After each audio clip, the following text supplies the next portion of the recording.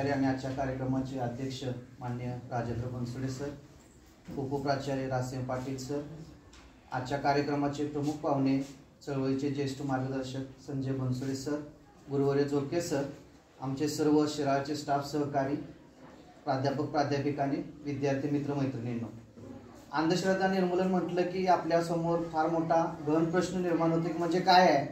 तर याच्यामध्ये वेगळं काय नाहीये. गौतम बुद्धांनी जो विचार दिला, महाराष्ट्रातल्या संत ज्ञानेश्वरांपासून संत गाडगेबाबा, संत तुकडोजी महाराजांच्यापर्यंत संतांनी जो विचार दिला, फुले शाहू आंबेडकरांसारख्या समाजसुधारकांनी जो विचार दिला, तोच विचाराचा वसा आणि वारसा पुढे घेऊन जाणारी संघटना म्हणजे महाराष्ट्र अंधश्रद्धा निर्मूलन समिती. आता तुम्हाला प्रश्न पडेल की ही महाराष्ट्र अंधश्रद्धा निर्मूलन समिती असेल किंवा विवेक वाहिनी असेल, याचा आम्हाला काय उपयोग आहे, आम्ही कशासाठी यामध्ये सहभागी व्हायचं. तर याचा प्रत्येकाला उपयोग आहे. आपल्या आयुष्याचे निर्णय ठरवत असताना अनेक वेळेला आपण आपल्या बुद्धीने विचार न करता आपले निर्णय इतरांच्यावरती सोपवतो. लवकरच तुम्हाला त्याची अनुभूती येईल की सर्व काही जुळत असताना सुद्धा गुण जुळत नाही म्हणून अनेक स्थळ मोडतात. आणि दुर्दैवानं ते गुण का जुळत नाही म्हणून आपण कधी भटजीला विचारत नाही. आपण दुकानात 100 रुपयाची नोट घेऊन गेलो आणि एक 40 रुपयांची वस्तू खरेदी केली, दुकानदारानं 50च आपल्याला परत दिले, तर 10 कुठे गेले म्हणून आपण लगेच विचारतो. पण भटजीकडे 36 गुणांपैकी एवढेच गुण जुळले, बाकीचे का नाही जुळले म्हणून आपण विचारत नाही, कारण आपल्याला गुण कसे जुळवतात हे माहीत नाही. आणि गुण जुळवण्याची अगदी साधी सोपी पद्धत आहे. त्यासाठी विवेक वाहिनीच्या वतीनं एक मोठी कार्यशाळा आपण घेतो, जोडीदाराची विवेकी निवड. आपला जोडीदार निवडत असताना आपण कोणत्या गोष्टी पाहायला हव्यात आणि कोणत्या गोष्टींना प्राधान्य द्यायला हवं हे फार गरजेचं आहे.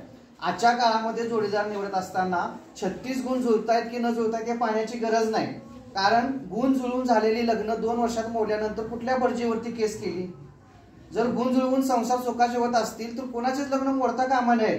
आणि आपल्या आजी आजोबाची पंजोबांची कुठं पत्रिका बघितली होती, कुठं गुण जुळवली होती, सुखाने 100 वर्ष त्यांनी संसार केला, लक्षात घ्या. हे अलीकडे आलेलं एक अंधश्रद्धा गुण जुळवणारी पाहणं. खरं तर रक्तगट जुळतायत की नाही, एकमेकांचे स्वभाव जुळतायत की नाही, विचार जुळतायत की नाही हे पाहणं फार गरजेचं असतं.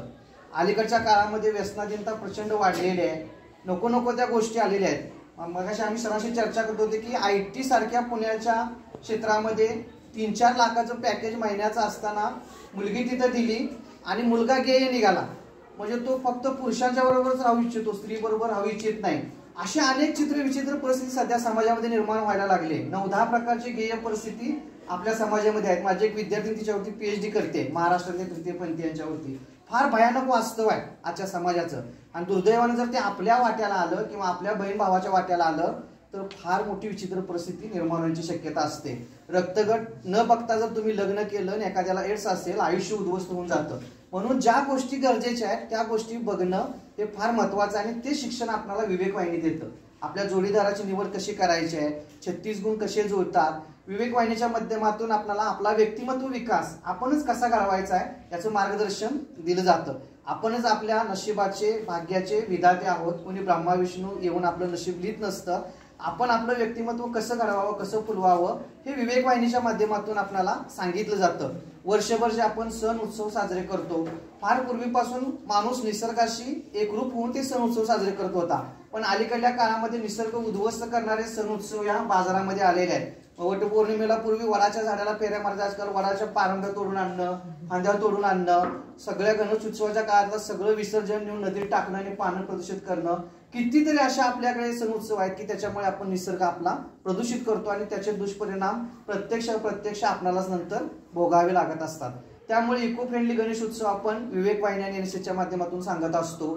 फटाके मुक्त दिवाळी हा उपक्रम आहे की कुठेही दिवाळीच्या सणामध्ये त्या काळामध्ये फटाके उडवल्याचा उल्लेख नाही. खरं तर फटाके हा चीनमध्ये लागलेला शोध आहे आणि तिथल्या हिंस्र प्राण्यांना पळवण्यासाठी तो होता. दिवाळी ही दिव्यांचा उत्सव आहे आपला. दीपावली हा दिव्यांचा उत्सव, आपण वेगवेगळे दिवे लावून तो साजरा करत असतो. त्याच्यामध्ये एक मोठा बळीराजाचा इतिहास आहे. तर ह्या सगळ्या घटना आपण समजावून घेतलेल्या पाहिजेत. 9 वर्ष साजरं करायचं म्हणजे रस्ते आपल्या घरचेच आहेत असं मानून त्या रस्त्यांवरती वडा. मग आपल्या घराच्या पट्ट्यावर का आपण भिंतीवर नाही ओढत हॅपी न्यू इयर म्हणून, आपल्या घराच्या भिंतीवर का नाही ओढत बरं? ते तेवढे आपल्या मालकीचे, रस्ते मात्र समाजाच्या मालकीचे म्हणून सोडून चालेल का? सगळे आपल्याच मालकीचं आहे ना, ते आपलंच आहे सगळं. मग हे सर्व करत असताना आपण 9 वर्षाच्या शुभेच्छा देत असताना काहीतरी नवीन संकल्प घ्यायला पाहिजे आणि तो अंमलात आणायला पाहिजे. पण दुर्दैवानं आजकाल 9 वर्षानिमित्त रात्रभर पार्ट्या करणं, त्यातून व्यसनाधीनता वाढणं हे फार भयानक प्रकार वाढायला लागले आहेत. म्हणून विवेक वाहिनीच्या वतीनं हॅपी न्यू इयर, नका पिऊ दारू बियर असा एक चांगला मंत्र घेऊन आपण उपक्रम राबवतो. साळवे सर त्याचे साक्षीदार आहेत. आम्ही शिराळ्यातून संपूर्ण गावातून पूर्णपणे व्यसनाची तिरडी मोर्चा काढायचो. माणूस जसा मेलेला असतो तशा पद्धतीने ती तिरडी तिथे ठेवायची. त्या व्यसनाचे सगळे फटाका, दारू, गुटखा, बिअरच्या बाटल्या असतील आणि सगळ्या त्या बिअर बारच्या दुकानाच्या समोरून आम्ही जायचो. पहिल्यांदा आम्ही मोर्चा काढला तेव्हा आम्हीच खूप घाबरत होतो, पण दुसऱ्यांदा तिसऱ्यांदा काढला तेव्हा लोक घाबरून पळायचे. कारण वाईट कोण गोष्ट करत असेल तर त्याच्या मनात भीती असते. आपण चांगला संदेश देत असतो. खूप उपक्रम आपण इकडं राबवले होते. त्यानंतर होळी करा लहान आणि पोळी करा दान असे उपक्रम जोके सरांच्या मार्गदर्शनाखाली आम्ही राबवले. साळवे सर आमच्या सोबत होते, चव्हाण मॅडम सोबत होत्या. अनेक वाड्या वस्त्यांमधून आपण जाऊन, खरं तर त्या होळीमध्ये पोळी जाळून काहीच मिळत नाही, पण त्या पोळ्या आपण घेतल्या. ठीक आहे, तुमची प्रथा आहे ना, एक घास ठेवा त्याच्यामध्ये आणि बाकीच्या पोळ्या आम्हाला दान करा. त्या पोळ्या आम्ही घेतल्या आणि आश्रमशाळेतल्या मुला मुलींना दिल्या. त्यातून काही ना काहीतरी फायदा व्हावा.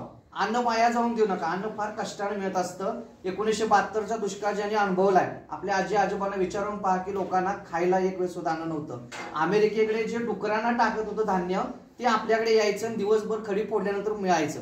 अन्न सहजासहजी मिळत नाही, त्यासाठी खूप कष्ट करावे लागतो. आपला तर देश आता 145 कोटीच्या वरती गेलेला आहे. अशा देशाला जर अन्न पुरवायचं असेल तर अन्नाची नासाडी करून आपल्याला चालणार नाही.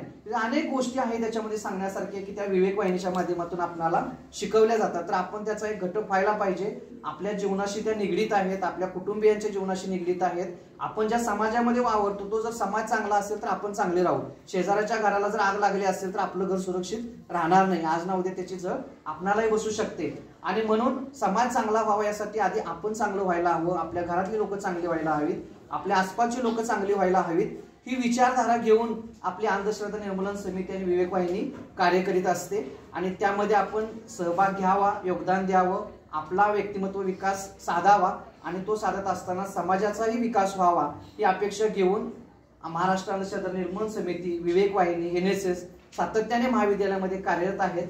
तर आपण त्यामध्ये सक्रिय सहभाग घ्यावा आणि ही चळवळ पुढे न्यावी अशा अपेक्षा व्यक्त करताना थांबतो. धन्यवाद.